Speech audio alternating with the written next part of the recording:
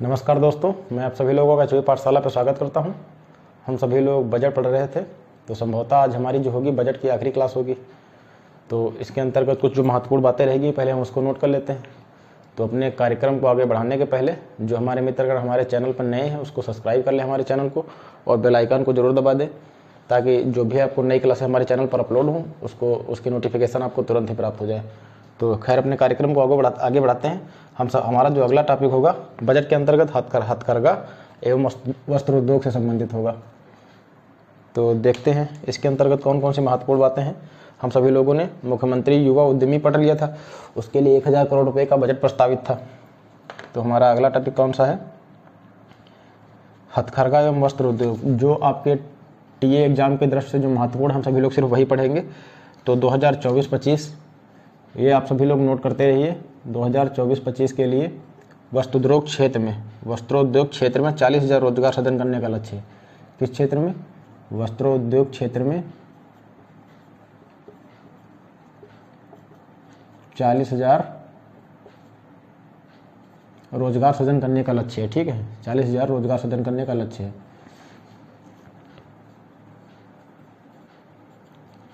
सृजन का लक्ष्य।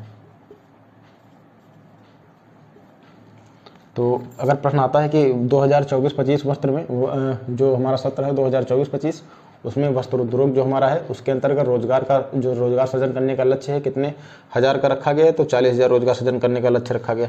इसके अंतर्गत एक महत्वपूर्ण परियोजना हमारी जो है अटल बिहारी वाजपेयी पावर लूम विद्युत फ्लैट रेट योजना। अटल बिहारी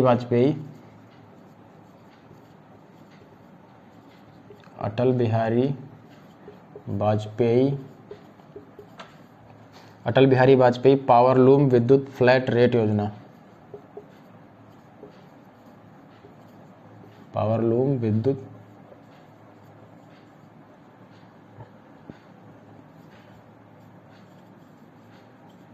फ्लैट रेट योजना।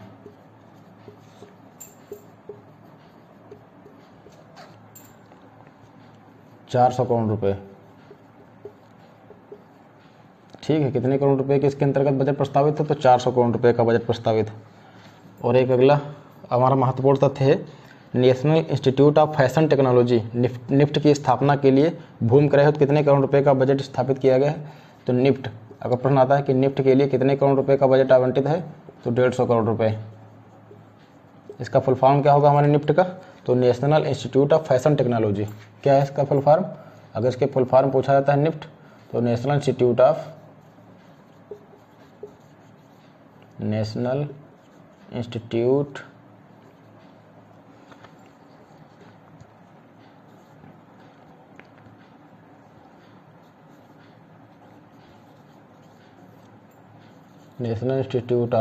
Fashion technology.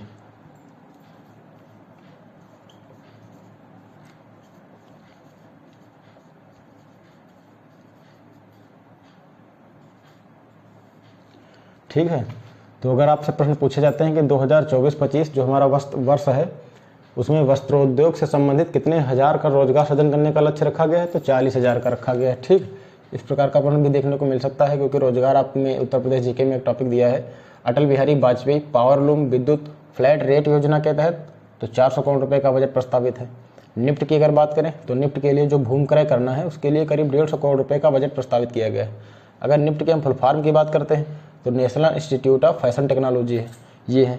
तो आप सभी लोग इसके नोट्स जरूर बनाएं ताकि रिवीजन में आसानी रहे।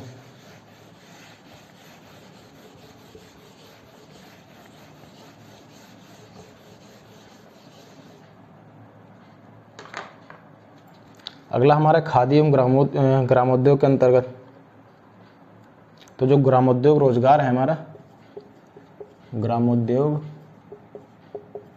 रोजगार, पहले हम देखते हैं कि इसके अंतर्गत क्या लिखा गया हमारे बजट में, फिर इसके कीवर्ड क्या होंगे वो नोट कर लेंगे।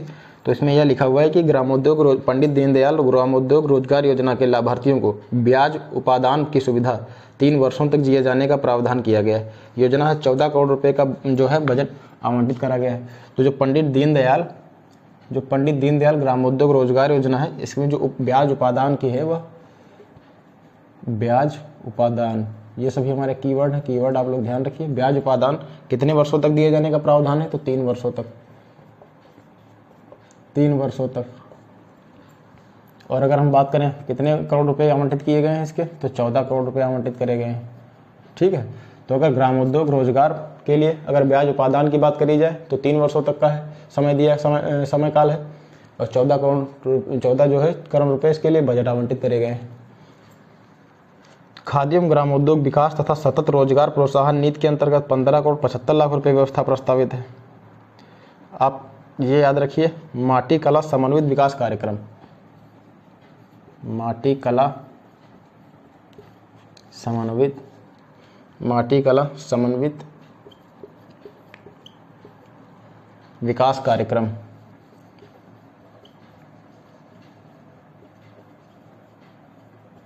विकास कार्यक्रम के लिए कितने करोड़ रुपए आवंटित करेंगे, तो 11 करोड़ 25 लाख, 11 करोड़ 25 लाख। ठीक है, तो अगर प्रश्न पूछा जाता है कि माटी कला समन्वित विकास कार्यक्रम के अंतर्गत कितने करोड़ रुपए का प्रावधान करा गया है, तो 11 करोड़ 25 लाख रुपए का प्रावधान करा गया। अगर इस पे हमने बात ही कर ली है कि पंडित दीनदयाल जो है ग्रामोद्योग रोजगार परियोजना जो है उसके अंतर्गत अगर ब्याज उपादान की बात करी जाती है तो करीब 3 वर्षों का। ठीक है, अगर बजट की बात करी जाए तो 14 करोड़ हो गया।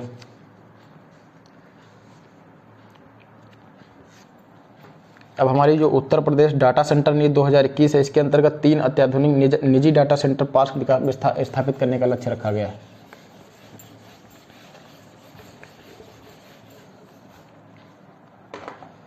तो क्या है जो उत्तर प्रदेश डाटा सेंटर नीति 2021, उत्तर प्रदेश डाटा सेंटर नीति 2021, इसके अंतर्गत अगर हम बात करते हैं तो 3 अत्याधुनिक निजी डाटा सेंटर की स्थापना करी गई, 3 करे जाएंगे। कितने स्थापित करे जाएंगे, 3 निजी डाटा सेंटर स्थापित करे जाएंगे।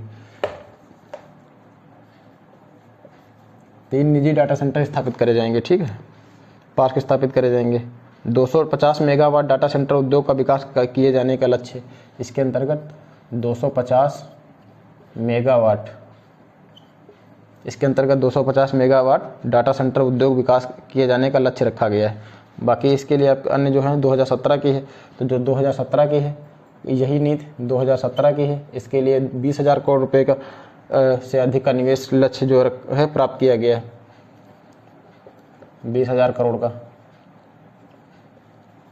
इसके अंतर्गत 20,000 करोड़ का निवेश लक्ष्य जो प्राप्त किया गया है। तो हालांकि ये तो खैर पुरानी हो गई, किंतु अब नई याद रखिए, यूपी डाटा सेंटर जो नीति है 2021 के अंतर्गत 3 निजी पार्क स्थापित करे जाएंगे, 250 मेगावाट का विकास किए जाने का लक्ष्य रखा गया था। माध्यमिक शिक्षा या बेसिक शिक्षा से कोई आपका लेना देना है नहीं, लेकिन ऑपरेशन कायाकल्प उत्तर प्रदेश के जो अन्य स्टेट एग्जाम हुए हैं उसमें पूछा गया है कई बार। तो ऑपरेशन कायाकल्प आप लोग याद रखिए, ऑपरेशन कायाकल्प, क्योंकि यह एक योजना भी है, तो योजना में आप में अलग टॉपिक है, तो जरूर याद रखिए, इसको ध्यान रखिए। वित्तीय वर्ष 2024-25, वित्तीय वर्ष 2024-25 के लिए 1,000 करोड़ रुपए की व्यवस्था प्रस्तावित है। तो ऑपरेशन कायाकल्प का संबंध किससे है, इस प्रकार का एक बार प्रश्न आया था। टेट शायद जो टेट वगैरह का एग्जाम हुआ था उससे संबंधित एक बार प्रश्न आया था कि ऑपरेशन कायाकल्प 2024-25, हालांकि जो पुराना था जब इसकी शुरुआत हुई थी तब आया था, किंतु आप लोग इसको याद रखिए कि ऑपरेशन कायाकल्प 2024-25 का जो है कितने करोड़ रुपए की व्यवस्था प्रस्तावित है, तो 1,000 करोड़ रुपए। हालांकि इस प्रकार का प्रश्न आया था कि किससे संबंधित है, तो ऑपरेशन कायाकल्प जो संबंधित किससे है, तो शिक्षा विभाग से संबंधित है, बेसिक शिक्षा से संबंधित है। आप लोग ये सुन लीजिए, आप लोग वनटांगिया गांव में 36 प्राथमिक विद्यालयों के संचालन 144 पद जो है सृजित करे जाएंगे। तो ये इतना महत्वपूर्ण है नहीं, बाकी आप लोग सिर्फ कायाकल्प ही ध्यान रखिए, इसमें माध्यमिक शिक्षा बेसिक शिक्षा से कोई लेना देना अपने को है नहीं।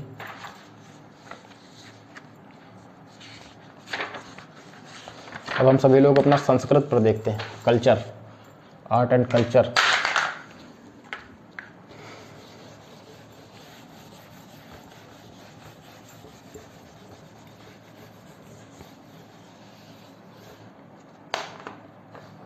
आर्ट एंड कल्चर देखते हैं, महाकुंभ 2025, ये बहुत ही महत्वपूर्ण है। महाकुंभ कैसे प्रश्न बनेंगे हम इस पर भी बात करेंगे। महाकुंभ 2025, इसके लिए कितना जो बजट है वह करीब 100 करोड़ का है। इस प्रकार का भी प्रश्न आ सकता है, आपसे पूछा जा सकता है कि अगला महाकुंभ कब होने वाला है, तो 2025 में होगा। ठीक है, अगला महाकुंभ कब होने वाला, 2025 में। अगर बजट पूछा जाता है कितना है, तो 100 करोड़ रुपये आप लोग बजट बताएंगे। तो इस प्रकार के 2 प्रश्न इससे देखने को मिल सकते हैं। अब निषाद राज गुहा सांस्कृतिक केंद्र की स्थापना, यह पूछा जा सकता है कि निषाद राज गुहा सांस्कृतिक केंद्र कहाँ स्थित है, तो निषाद राज गुहा सांस्कृतिक केंद्र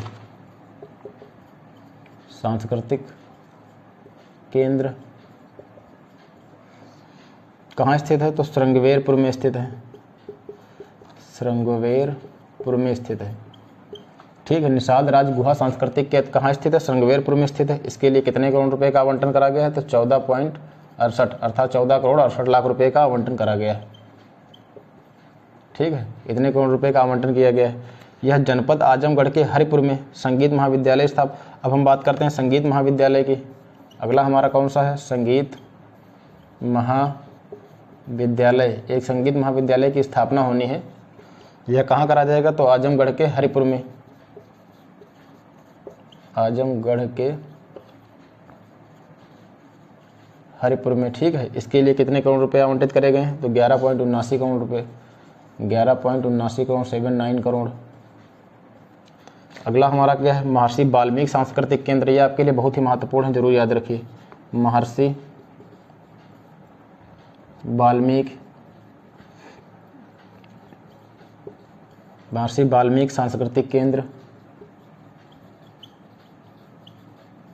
सांस्कृतिक केंद्र चित्रकूट कहाँ स्थित है, यह चित्रकूट में है। चित्रकूट में है। इसके लिए बजट की अगर हम बात करें तो 10.53 करोड़। देखिए दोस्तों, वैसे तो मैं फालतू की बात करता नहीं हूँ, अपने टारगेट मतलब अपने टॉपिक पे ही रहना चाहता हूँ। फिर भी जैसे कई कोचिंग संस्थान यह दावा करते हैं कि आप हमारी कोचिंग ज्वाइन कीजिए और सिलेक्शन आपका 100% श्योर है, तो ये निरानिर एक प्रकार से सरासर झूठ है, आप सभी लोग जानते हैं। ऐसी कोई भी कोचिंग संस्थान नहीं जो आपका 100% सिलेक्शन की गारंटी दे। आप लोग सेल्फ स्टडी पे भरोसा रखिए, आप लोग अच्छी अच्छी बुक्स खरीद लीजिए, उससे पढ़ते रहिए। ठीक है, बाकी हाँ कोचिंग लीजिए आप, मार्गदर्शन जरूर उससे होता है, लेकिन ये नहीं कि आप उसी के सहारे पूरी तरीके से बैठे रहें कि हमने कोचिंग ज्वाइन कर लिए तो हमारा सिलेक्शन जरूर हो जाएगा। तो ऐसे भ्रम ना पालें, अच्छी किताबें पढ़ें। जैसे हम यहाँ पर बजट पढ़ाए दे रहे हैं, तो इसका मतलब ये नहीं आपको बजट पढ़ना ही नहीं है। अब जब कोई नई बुक खरीदेंगे उत्तर प्रदेश से संबंधित, ठीक है, तो आप उसमें जब ये डाटा देखेंगे या पढ़ेंगे तो आपको आसान हो जाएंगे चीज़ें समझना। कहने का मतलब ये है, तो कोचिंग सिर्फ या कोई टीचर आपको गाइडेंस प्रदान कर सकता है, बाकी तैयारी आपको अपने आप ही करनी है। Self study is the great study. बाकी किसी के झमेले के चक्कर में फालतू ना पड़िए कि हाँ हमने कोचिंग ज्वाइन कर ली तो हमारा 100% श्योर हो गया, क्योंकि आपको खुद मेहनत करनी पड़ेगी, पढ़ना भी पड़ेगा। खैर, अपने टॉपिक पर बढ़ते हैं। तो अगला महाकुंभ कब आयोजित करा जाएगा, यह भी प्रश्न देखने को मिल सकता है, तो 2025। ठीक है, इसके लिए अगर बजट की बात करें तो 100 करोड़। ये संस्कृत के क्षेत्र से बहुत ही महत्वपूर्ण है। जैसे निषाद राज गुहा सांस्कृतिक केंद्र, अब मैं art and culture Uttar Pradesh में एक टॉपिक दिया हुआ है, जब आप लोग सिलेबस देखेंगे विस्तृत रूप से, तो उसके लिहाज से भी यह महत्वपूर्ण है। श्रृंगवेरपुर में स्थित है। निषाद राज गुहा सांस्कृतिक केंद्र कहाँ स्थित है, कैसे याद रखेंगे आप, इसको याद रखिए, अपने शब्दों के मेल मिलाप या घोल मेल से याद रख सकते हैं। जैसे निषाद, सा से ये हो गया, सा से श्रृंगवेरपुर। मैं तो अधिकांश टर्म जो होते हैं, फैक्ट होते हैं, ऐसे याद रखता हूँ। निषाद राज गुहा सा से श्रृंगवेरपुर में स्थित है। ठीक है, बजट 14.68 करोड़ समथिंग आपको याद रखना होगा, करीब 15 करोड़, तो आसपास जितना आएगा आप लगा सकते हैं। संगीत महाविद्यालय आजमगढ़ के हरिपुर में स्थित है। संगीत महाविद्यालय कहाँ स्थित है, आजमगढ़ के हरिपुर में स्थित है। इसके लिए जो बजट आवंटित करा गया है 11.79 करोड़ करा गया है। महर्षि वाल्मीकि सांस्कृतिक केंद्र चित्रकूट। ठीक है, महर्षि वाल्मीकि सांस्कृतिक केंद्र कहाँ स्थित है, यह कहाँ स्थापित होने वाला, चित्रकूट। इसके लिए कितने करोड़ बजट का आवंटन करा गया है, तो 10.53 करोड़ अर्थात 10 करोड़ 53 लाख का। ठीक है, तो एक बार फिर से देख लेते हैं कि निषाद राज गुहा सांस्कृतिक केंद्र कहाँ स्थित है, तो श्रृंगवेरपुर में स्थित है। अगर प्रश्न आए कि संगीत महाविद्यालय कहाँ स्थापित करा जाएगा, तो आजमगढ़ के हरिपुर में करा जाएगा। ठीक है, महर्षि वाल्मीकि सांस्कृतिक केंद्र अगर पूछा जाता है तो आप लोग चित्रकूट टिक करेंगे। तो उम्मीद है जो संस्कृत से संबंधित महत्वपूर्ण बातें थी हमने नोट करा दी है। एक फैक्ट थोड़ा और रह गया, आप इसको भी देख लीजिए। अच्छा, पीडीएफ लाने का मेरा उद्देश्य यह है कि आप लोगों के लिए जो एग्जाम के लिहाज से ज़रूरी है वो चीज़ें छूटने ना पाएँ, क्योंकि फैक्ट कितना भी कोई मेहनती टीचर या कोई वो सारे फैक्ट याद नहीं रख सकता। हालांकि उसका मतलब याद नहीं, उसको आ नहीं रहे हैं, इसका तात्पर्य यह है कि वो चाहता नहीं कि आपके एग्जाम के लिहाज से जो चीज़ें छूट जाएँ। अंतर्राष्ट्रीय रामायण एवं वैदिक शोध संस्थान जो है यह कहाँ स्थित है? ये बहुत ही महत्वपूर्ण है, क्योंकि अभी हाल ही में हमारा जो राम मंदिर है जो स्थापित हुआ है, भगवान श्री राम का मंदिर जो स्थापित हुआ है, वो उसके लिहाज से काफ़ी चर्चित रहा है। अंतर्राष्ट्रीय रामायण एवं वैदिक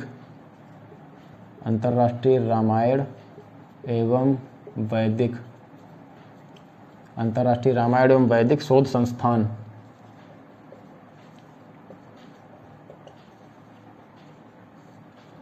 संस्थान कहाँ स्थित है? अयोध्या में स्थित है। इसके लिए कितने करोड़ रुपए का व्यवस्था प्रस्तावित? 10 करोड़। तो अगर प्रश्न पूछा जाए आप लोगों से अंतर्राष्ट्रीय रामायण एवं वैदिक शोध संस्थान कहाँ स्थित है, तो अयोध्या में स्थित है। इसके लिए कितने करोड़ रुपए आवंटित करेंगे? तो 10 करोड़ रुपए आवंटित करेंगे। ठीक है। पर्यटन की अगर हम बात करें, राम की पैड़ी पर 22,23,000 दीप जलाकर गिनीज वर्ल्ड रिकॉर्ड बनाया गया। यह भी संस्कृत के लिहाज से इंपॉर्टेंट है। तो कितने दीप जलाए गए थे? तो 22 लाख। हाँ, कितना खतरनाक डाटा पूछते नहीं, फिर भी आप लोग याद रखिए, 22-23 ऐसे याद रखिए। तो 22,23,000 दीप जलाए इस बार। ठीक है। मुख्यमंत्री पर्यटन विकास सहभागिता योजना के अंतर्गत उत्तर प्रदेश के प्रत्येक विधानसभा क्षेत्र में एक पर्यटन स्थल को विकसित किए जाने की योजना है। अगर पूछा जाए कि मुख्यमंत्री पर्यटन विकास सहभागिता योजना के अंतर्गत यूपी के किन क्षेत्रों में पर्यटन स्थल को स्थापित किए जाने की योजना है, तो विधानसभा लगाएंगे आप लोग। ठीक, तो इसको भी देख लेते हैं कि मुख्यमंत्री पर्यटन विकास सहभागिता योजना, मुख्यमंत्री पर्यटन विकास सहभागिता योजना, विकास सहभागिता योजना,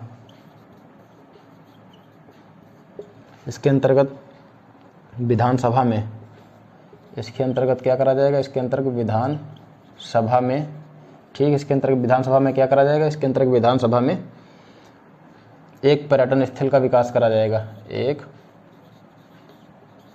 पर्यटन स्थल का विकास करा जाएगा। तो जो मुख्यमंत्री पर्यटन विकास सहभागिता योजना है, इसके अंतर्गत विधानसभा में एक पर्यटन स्थल का विकास करा जाएगा। ठीक है।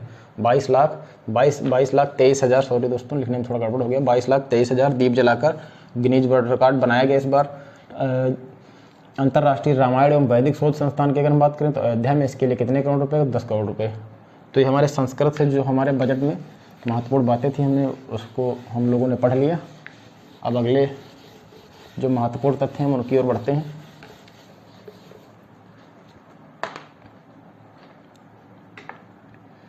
वन एवं पर्यावरण, वन एवं पर्यावरण, इसको हम देखते हैं, क्योंकि ये वन टॉपिक भी हमारा दिया गया है। वन, खान एवं खनिज, ये सभी दिया हुआ हमारा टॉपिक उत्तर प्रदेश जीके के अंतर्गत। तो हम अब वन एवं पर्यावरण पढ़ेंगे। ठीक है। तो इसमें पहले देख लेते हैं क्या लिखा है। राज्य सरकार प्रदेश में हरितमा वृद्धि हेतु सतत प्रयासरत है। ठीक है। अगर पूछा जाता है कि किस वृद्धि हेतु सतत प्रयासरत है, तो हरितमा वृद्धि के लिए। वर्तमान में उत्तर प्रदेश में वनावरण एवं वृक्षावरण प्रदेश के भौगोलिक क्षेत्र का करीब 9.23% है। ठीक है। 2030 तक वनावरण एवं वृक्षावरण 15% तक किए जाने का लक्ष्य है। तो ये आपके लिए बहुत ही महत्वपूर्ण है। इसको हम देख लेते हैं। जो हमारा तथ्य है क्या है, हरितमा वृद्धि के अंतर्गत, हरितमा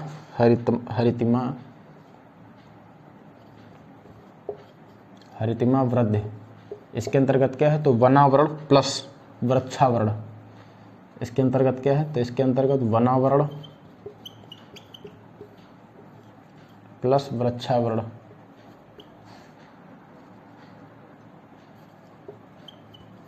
ठीक है। ये हो गया वनावरण प्लस वृक्षावरण। तो इसके अंतर्गत जो टारगेट रखा गया कितना है इसके अंतर्गत, अर्थात हमारा वर्तमान समय में 9.23% है। ठीक है। 2030 की अगर हम बात करें, 2030 तक इसको कितना करने का लक्ष्य रखा गया है? 15% करने का लक्ष्य रखा गया है। तो ये फैक्ट आप लोग याद रखिए। देखो, फैक्ट तो मित्र याद ही रखने पड़ेंगे, इसका कोई कॉन्सेप्ट है नहीं जो आपको समझा दिया जाए।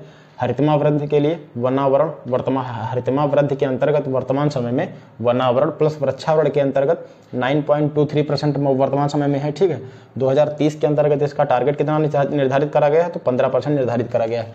ये प्रश्न देखने को मिल सकते हैं। तो आप सभी से गुजारिश है कि आप लोग याद रखिए, क्योंकि अगर टॉपिक ना दिया होता आपके सिलेबस में तो शायद छूटने की उम्मीद थी। वर्तमान वित्तीय वर्ष 2023-24 में यूपी में हरितमा विस्तार हेतु प्रदेश में वृहद स्तर पर 35 करोड़ लक्ष्य के सापेक्ष 36.16 करोड़ पौधरोपण का कार्य कराया गया। वर्षा काल 2024 में 35 करोड़ पौधरोपण का लक्ष्य प्रस्तावित। अच्छा, मैं आपके लिए इसलिए पढ़ देता हूँ कि आप लोग यह भी जान जाएं कि बजट जो हमारा आया था उसमें किस प्रकार की भाषा का उल्लेख है, ठीक है। उसके बाद मैं कीवर्ड आपको यहाँ पर करा देता हूँ और समझा भी देता हूँ किस प्रकार के प्रश्न बनने वाले हैं। इसलिए मैं आपको पहले जो बजट में हमारा मेन बजट है उसमें जो जिन बातों का उल्लेख किया गया है वो सभी पढ़ के बता देता हूँ। फिर उसके बाद उसके कीवर्ड मैं आपको नोट करा देता हूँ ताकि आपके लिए चीज़ें आसान हो जाएं। तो 2024-25 में 2024-25 की अगर हम बात करते हैं, इसमें हरितमा व्रत विस्तार हेतु 35 करोड़ के सापेक्ष 35 करोड़ का लक्ष्य रखा गया था 2024-25 के लिए। यार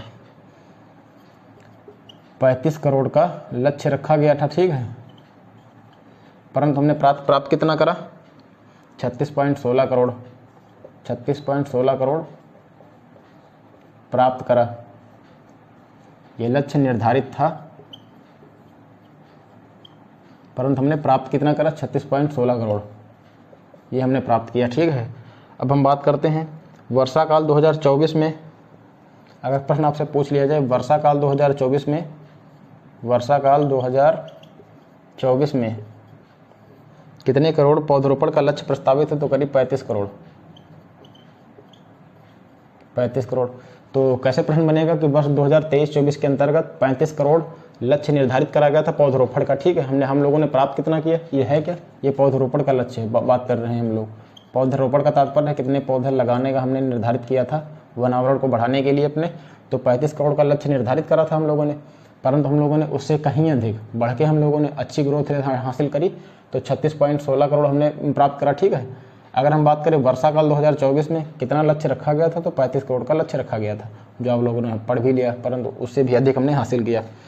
तो अच्छी इस दिशा में अच्छा कदम रहा उत्तर प्रदेश सरकार का।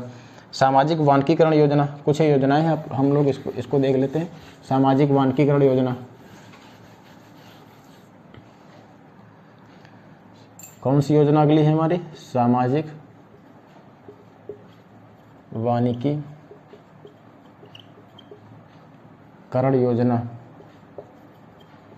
इसके लिए 600 करोड़ रुपए का प्रस्तावित है। अच्छा, जो जिन योजनाओं का बजट में हमारे उल्लेख किया गया है, तो जो हम सभी लोग योजनाएं पढ़ रहे होंगे तो उसमें विस्तृत रूप से पढ़ेंगे कि कब कौन सी योजना चालू हुई थी, ठीक है, उसके लिए कितना लक्ष्य रखा गया था, ये सभी हम फिर से हम लोग एक बार पढ़ लेंगे।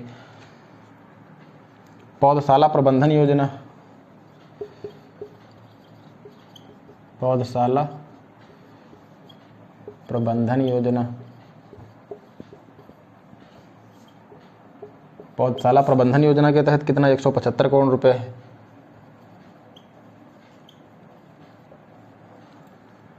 ग्रीन इंडिया मिशन के अंतर्गत, green India mission, green India mission के अंतर्गत 110 करोड़। ग्रीन इंडिया मिशन के अंतर्गत 110 करोड़ रुपए की व्यवस्था प्रस्तावित है। Project tiger and project elephant के लिए अगर हम बात करें, प्रोजेक्ट टाइगर और प्रोजेक्ट एलिफेंट की अगर हम बात करें, तथा प्रोजेक्ट एलिफेंट, प्रोजेक्ट एलिफेंट की अगर हम बात करें, इसके लिए 48.94 करोड़। तो ये वन एवं पर्यावरण के अंतर्गत कुछ महत्वपूर्ण योजनाओं के लिए जो टारगेट निर्धारित करे गए हैं वो हैं। तो हम देख लेते हैं। सामाजिक वानिकीकरण योजना के अंतर्गत 600 करोड़ रुपए हैं। अच्छा, जो हमारा जो भारत सरकार का बजट है, ये तो हमारा यूपी का बजट हो गया। भारत सरकार के बजट में जो महत्वपूर्ण योजनाएं शामिल हैं उसको भी हम लोग हम आपको एक बार करा देंगे, ठीक है, अच्छे से। पौधशाला प्रबंधन योजना के लिए 175 करोड़, ग्रीन इंडिया मिशन के लिए 110 करोड़, प्रोजेक्ट टाइगर तथा प्रोजेक्ट एलिफेंट के लिए 48.94 करोड़। तो फिर से देख लेते हैं। सामाजिक वानिकीकरण योजना के लिए कितने करोड़? 600 करोड़ रुपए, ठीक है। पौधशाला प्रबंधन योजना के लिए 175 करोड़ रुपए। वहीं बात करें अगर हम ग्रीन इंडिया मिशन की, तो ग्रीन इंडिया मिशन डी से 10 अर्थात 110, तो ग्रीन इंडिया मिशन के लिए 110 करोड़। प्रोजेक्ट टाइगर तथा प्रोजेक्ट एलिफेंट के लिए 48.94 करोड़ बजट प्रस्तावित है।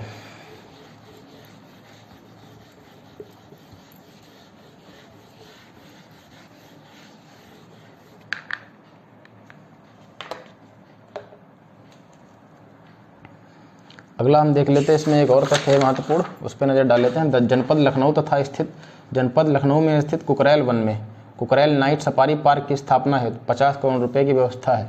तो Kukrail night safari park, Kukrail night safari park, Kukrail night safari park के लिए कितने करोड़ रुपए की व्यवस्था प्रस्तावित? तो 50 करोड़ रुपए। ये है कहाँ? अगर आता है ये है कहाँ, तो ये होगा लखनऊ में। ये जो आपके वन एवं पर्यावरण से महत्वपूर्ण तथ्य थे, इन सभी का उल्लेख हम लोगों ने अच्छी तरीके से पढ़ लिया। तो कुकरैल नाइट सफारी पार्क की अगर बात करें तो 50 करोड़ रुपए की जो बजट हमारा प्रस्तावित है, कहाँ स्थित है कुकरैल नाइट सफारी पार्क? तो लखनऊ में। ठीक है, ये हो गया। अब समाज कल्याण के लिए बात करते हैं। वृद्धावस्था सामाजिक एक टॉपिक है आपके अंतर्गत है, यूपीजीके के अंतर्गत आपको पढ़ना है। तो वृद्धावस्था पेंशन की अगर बात करें तो 7,377 करोड़ रुपए। तो वृद्धावस्था पेंशन के लिए 7,377 करोड़ रुपए की व्यवस्था प्रस्तावित करी गई है। छात्रवृत्ति योजना के लिए अनुसूचित जाति एवं सामान्य वर्ग के छात्र छात्राओं को के लिए जो स्कॉलरशिप उनको प्रदान करी जानी है, उसके लिए 1862 करोड़ रुपए की व्यवस्था प्रस्तावित करी गई। ठीक है, अब हमारा वन एवं पर्यावरण खत्म होता है। अब सामाजिक पर हम लोग बात कर रहे हैं, सामाजिक। तो इसके अंतर्गत क्या है? तो हमने बात कर ली वृद्धावस्था पेंशन के लिए 7,377 करोड़ रुपए, अनुसूचित जाति SC तथा जनरल के लिए जो छात्रवृत्ति होना है, अनुसूचित जाति तथा सामान्य वर्ग के लिए जो स्कॉलरशिप प्रदान करी जानी है, उसके लिए करीब 1862 करोड़ रुपए 1862 करोड़ रुपए प्रदान करे जाने। ठीक है, दिए जाने। मुख्यमंत्री सामूहिक विवाह योजना के अंतर्गत मुख्यमंत्री सामूहिक विवाह योजना मुख्यमंत्री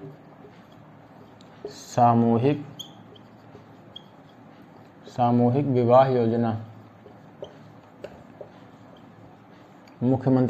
विवाह योजना ठीक है, तो मुख्यमंत्री सामूहिक विवाह योजना की अगर हम बात करते हैं तो इसके लिए करीब 600 करोड़ रुपए की व्यवस्था प्रस्तावित है। किन किन के लिए? तो ये हो गया अनुसूचित जाति SC और आपके जनरल सामान्य। ठीक है, इन वर्ग की जो गरीब महिलाएं हैं, पुरुष गरीब जो निर्धन परिवार हैं, उनके लिए 600 करोड़ रुपए की व्यवस्था प्रस्तावित है।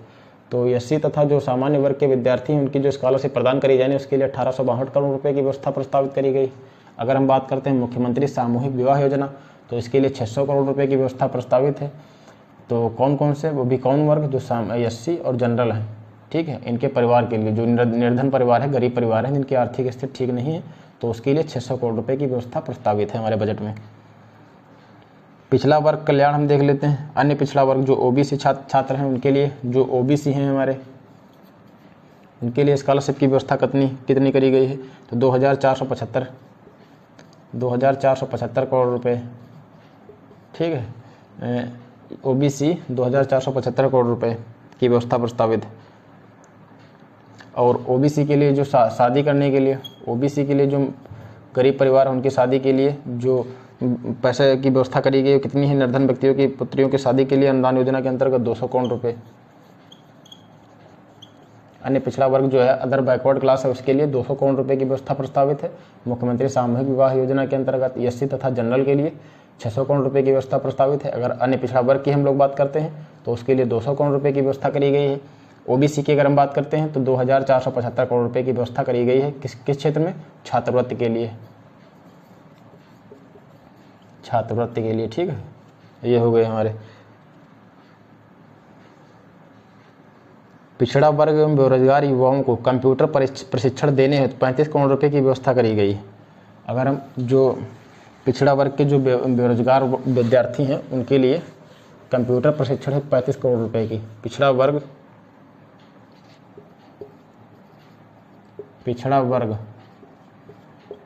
ठीक, पिछड़ा वर्ग के लिए कंप्यूटर प्रशिक्षण के लिए, कौन सा? तो कंप्यूटर प्रशिक्षण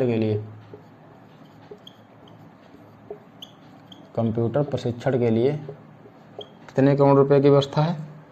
तो 35 करोड़ रुपए की। ठीक है, 35 करोड़ रुपए की कंप्यूटर प्रशिक्षण के लिए है। छात्रावास निर्माण है 22 करोड़ रुपए। छात्रावास के लिए इतना महत्वपूर्ण नहीं, कंप्यूटर प्रशिक्षण आप लोग याद रखिए, 35 करोड़ रुपए की महत्व वो है। दिव्यांग पेंशन योजना है 1170 करोड़ रुपए की व्यवस्था है। कुष्ठावस्था पेंशन के लिए, कुष्ठावस्था जो पेंशन है इसके लिए करीब कितना है, तो कुष्ठावस्था पेंशन के लिए करीब 42 करोड़ रुपए की व्यवस्था करी गई है। 42 करोड़। संभवतः बजट की आज हमारी आखिरी क्लास होगी, उसके बाद हम सभी लोग 1 ट्रिलियन पढ़ेंगे, जो हमारा कृषि अर्थशास्त्र एवं योजनाओं के अंतर्गत जो 1 ट्रिलियन स्पष्ट रूप से लिखा हुआ टॉपिक है। तो 1 ट्रिलियन से जो भी संबंधित महत्वपूर्ण बातें होंगी वो हम सभी लोग पढ़ लेंगे एक बार अच्छे से, और आप लोग उसको नोट डाउन भी कर लेंगे, क्योंकि उसके अंतर्गत बहुत सारा फैक्ट है।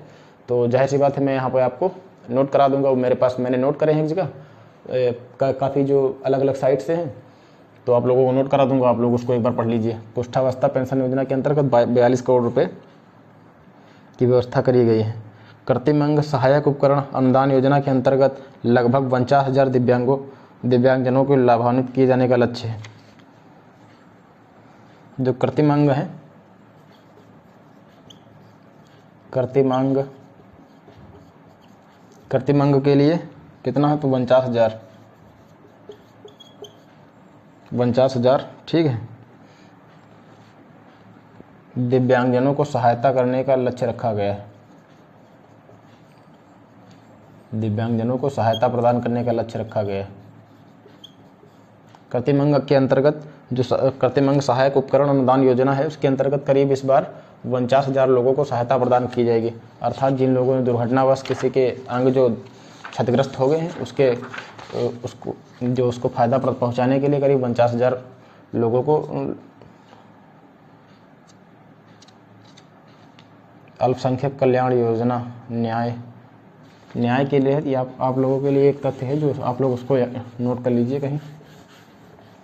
कौन सा है, तो प्रयागराज में निर्माणाधीन राष्ट्रीय विधि विश्वविद्यालय, ये पूछा हुआ एक बार है। तो राष्ट्रीय विधि विश्वविद्यालय प्रयागराज, जब ये स्थापित हो रहा था तो एक बार आया था कि कहाँ पर स्थापित हो रहा, तो प्रयागराज। तो इसके लिए आप सभी लोग 100 करोड़ रुपए की व्यवस्था प्रस्तावित है, ठीक है। अन्य जनपद में न्यायालय में 300 करोड़ रुपए की व्यवस्था है। महिला एवं बाल विकास से आप लोगों को कोई इतना लेना नहीं है। मुख्यमंत्री कन्या सुमंगला योजना को आप लोग ध्यान दीजिए। मुख्यमंत्री कन्या सुमंगला योजना,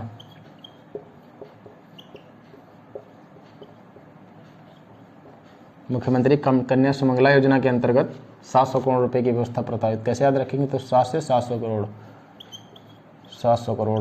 बार बार जब आप लोग पढ़ेंगे तो याद आ जाएगा। मुख्यमंत्री कन्या सुमंगला योजना के अंतर्गत 700 करोड़ रुपए की व्यवस्था प्रस्तावित। श्रम के अंतर्गत कुछ बातें महत्वपूर्ण हैं, उसको देखते हैं। इसमें लिखा हुआ है कि कन्या विवाह सहायता योजना के अंतर्गत पंजीकृत श्रमिक की कुल 2 बालिकाओं को स्वजातीय विवाह, अर्थात जो अपनी ही जात के अंतर्गत विवाह करना है उसके लिए 55,000 रुपये, तथा अंतरजातीय विवाह में जो मतलब अतिरिक्त बिरादरी में शादी करना चाहते हैं उनके लिए 61,000 रुपये की रकम दिए जाने का प्रावधान है। इस योजना के अंतर्गत माह नवंबर 2023 तक लाभार्थी श्रमिक संख्या इतनी लगभग 1302 करोड़ रुपये की धनराशि व्यय करी गई है। तो कन्या विवाह सहायता योजना के अंतर्गत देख लेते हैं क्या है, कन्या विवाह सहायता योजना। तो इसको हम लोग 2 भागों में डिवाइड कर लेते हैं। एक अंतरजातीय हो गया, एक स्वजातीय हो गया, एक हो गया अंतरजातीय।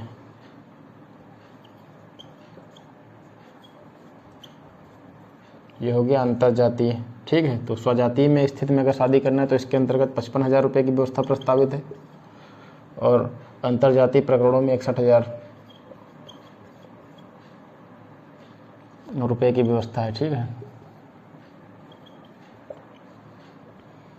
अगर इसके धनराशि की व्यय की बात करें तो 1302 करोड़ रुपए करीब। तो कैसे है, जो कन्या विवाह सहायता योजना के अंतर्गत स्वजातीय विवाह के अंतर्गत 55,000 रुपये, अंतरजातीय विवाह के अंतर्गत 61,000 रुपये की व्यवस्था प्रस्तावित है। अगर इसके लिए हम संपूर्ण ओवरऑल के तौर पर देखें तो करीब 1302 करोड़ रुपये का धनराशि जो है व्यय करी जा चुकी है। अटल आवासीय विद्यालयों का उल्लेख कितना किया गया बजट में हमारे, 16। अटल आवासीय विद्यालय तो कितने उल्लेख किया गया, तो 16। ठीक है। तो अटल आवासीय विद्यालय 16, ठीक है। तो एक बार फिर से देख लेते हैं कि कन्या विवाह सहायता योजना की अगर हम बात करते हैं तो स्वजातीय के अंतर्गत 55,000 रुपये, अंतर्जातीय की अगर हम बात करते हैं तो 61,000 रुपये।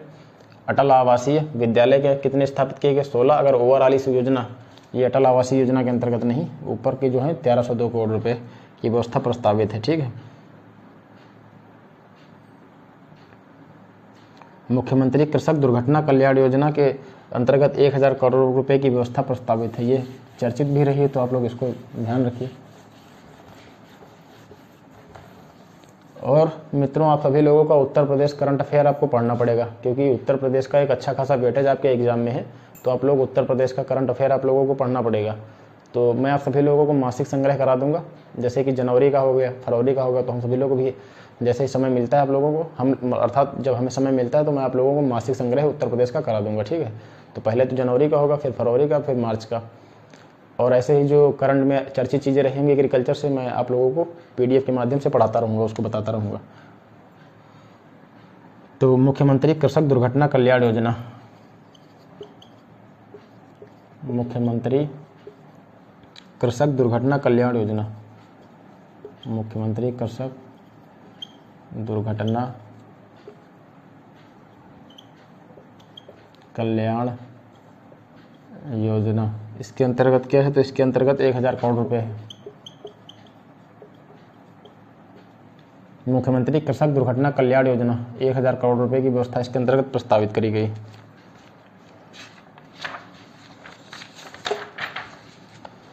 तो कुछ महत्वपूर्ण बातें करीब 8-10 रह गए, आप लोग उसको भी देख लीजिए और आपके बजट जो है, बजट से संबंधित जितनी भी महत्वपूर्ण बातें समाप्त हो जाएंगी। तो देखते हैं, राज्य वस्तु एवं सेवा कर अर्थात जो जीएसटी हमारी है, जीएसटी के अंतर्गत जो राजस्व संग्रह है, जो राजस्व संग्रह है 1,56,981 करोड़, 981 करोड़, ये समथिंग आप याद रखिए, अर्थात 1,56,981 करोड़ .89, तो इतना है आपका। तो आप समथिंग याद रखिए इतना, बस इससे काम चल जाएगा आप लोगों का। इतना लक्ष्य रखा गया किसका? तो राजस्व संग्रह का, जीएसटी के अंतर्गत राजस्व संग्रह का हमारा 1,56,981 करोड़ रुपए का लक्ष्य रखा गया राजस्व संग्रह का। आबकारी शुल्क के अंतर्गत बात करें राजस्व संग्रह का, तो इससे कोई लेना देना नहीं। स्टाम्प पंजीकरण का आप ध्यान रखिए, स्टाम्प पंजीकरण, इसके अंतर्गत कितना लक्ष्य रखा गया है? तो 58,307 करोड़ .56, तो 58,307 करोड़ .56, ठीक है, लाख का आपका निर्धारित करा गया है। नहीं, 1 मिनट दोस्तों, डाटा गलत हो गया। स्टाम्प पंजीकरण के अंतर्गत आपका रखा गया 35,651 करोड़ रुपए, 35,651 करोड़ 93 लाख रुपए आपका जो स्टाम्प पंजीकरण के अंतर्गत रखा गया। तो बजट का आकार कितना था, हमने इसको पहले ही बात कर ली थी आरंभ में, तो एक बार फिर से देख लेते हैं। 7,36,437 करोड़ ये हमारे बजट का आकार है।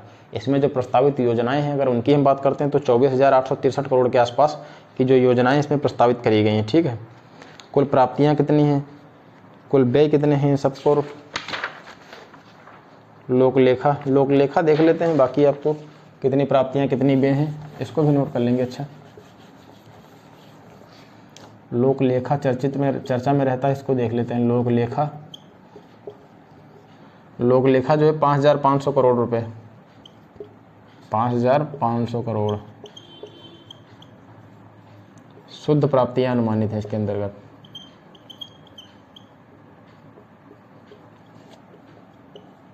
शुद्ध प्राप्तियां अनुमानित है लोकलेखा के अंतर्गत 5,500 करोड़ रुपए की शुद्ध प्राप्तियां अनुमानित है, ठीक है। राजस्व बचत देख लेते हैं। राजस्व बचत 74,147 करोड़, 74,147 करोड़ .07 लाख, तो 74,147 करोड़ के राजस्व बजट अनुमानित है। ठीक है, राजकोषीय घाटा हमारा कितना रहा? राजकोषीय घाटा जरूर आप लोग पढ़िए, याद रखिए, क्योंकि जो हमारे भारत देश पे कर्ज है उसके लिए एक रिपोर्ट प्रकाशित हुई थी, तो राजकोषीय घाटा चर्चे में रहा था। तो इसका कितना है? राजकोषीय घाटा 86,530 करोड़ .51 लाख रुपए, तो 86,530 करोड़ रुपए अनुमानित है। ये हो गया, जो कि हमारे सकल राज्य घरेलू उत्पाद का, ये भी याद रखिए, सकल राज्य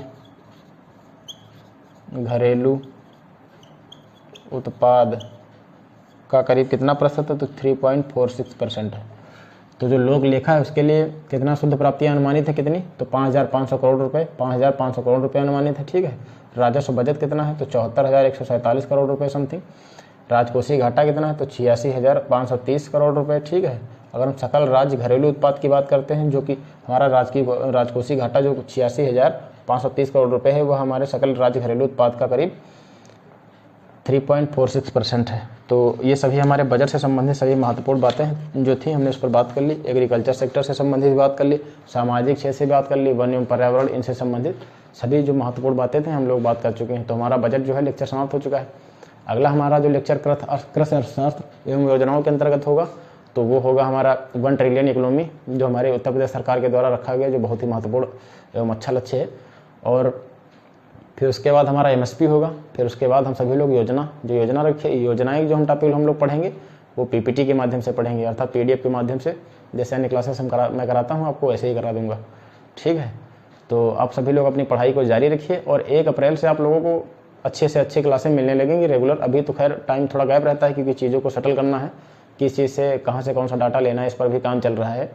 तो 1 अप्रैल से आप लोगों को रेगुलर क्लासेस अच्छे से मिलेंगी, और जैसे आपका एग्जाम आता जाएगा, आपका संपूर्ण सिलेबस कोशिश करेंगे कि कवर करा दिया जाए।